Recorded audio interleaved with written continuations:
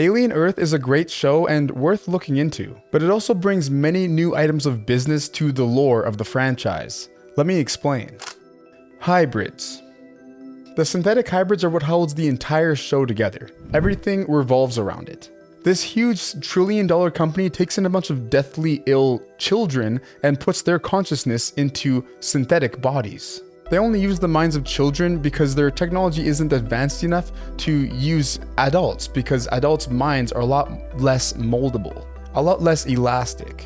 The biggest difference between these hybrids and regular synthetics is that they actually have real emotions, real human emotions, because their consciousness is still from a human. And they still have the memories from their past before they transitioned. They think and act like regular kids, but now they're in these indestructible, strong bodies that can do anything. It looks like a plan. I do have a feeling that over time, their human consciousness will slowly begin to fade away or disintegrate. This will cause them to act like regular synthetics and have no emotions at all. And I do believe that this might be the corporation's plan all along, since they'd be more efficient and effective weapons. But then that will also make them just like any other regular old synthetic. The boy genius, the head of this corporation, has said that he wants someone to challenge him. He wants to debate with someone and have a conversation that is actually interesting, since he's so smart. So that might be one of his goals as well, and to do that he might need a human consciousness in a synthetic body for this to happen. Regular synthetics are programmed to specific tasks, and these hybrids seem to learn as they go, learn their abilities as they go. And that might need to be the case for them to become smarter and become more capable of having that conversation with him. Cyborgs.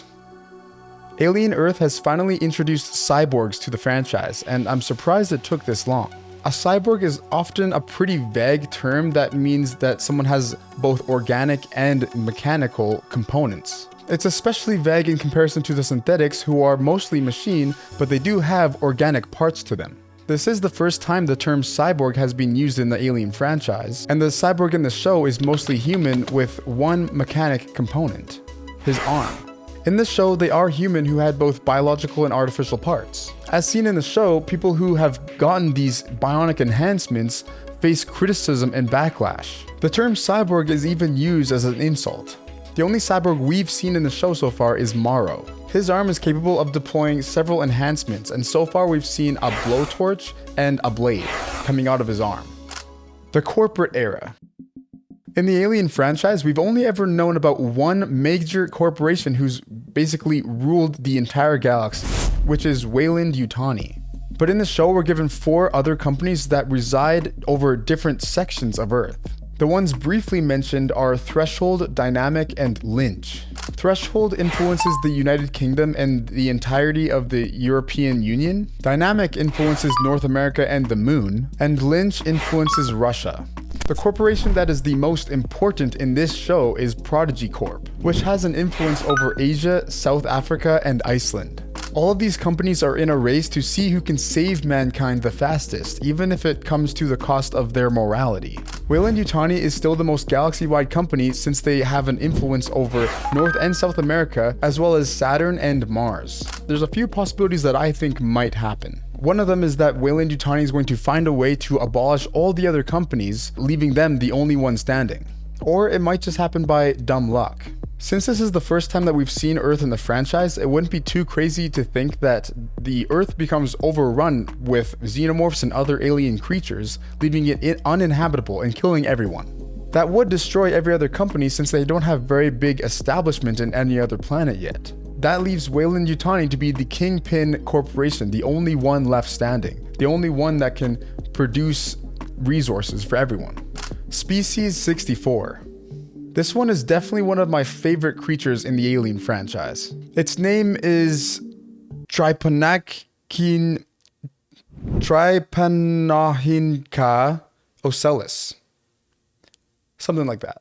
But I'm just going to call it Species 64, since they're already referencing as such. This thing is a parasitic specimen that has an eyeball for a body, with tentacles coming out of it like an octopus.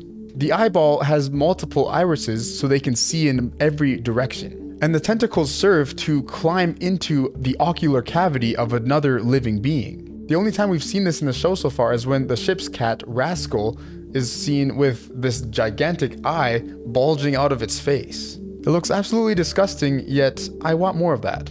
Once it lodges itself into your eye socket, it can then connect to your brain and control you, like a puppet.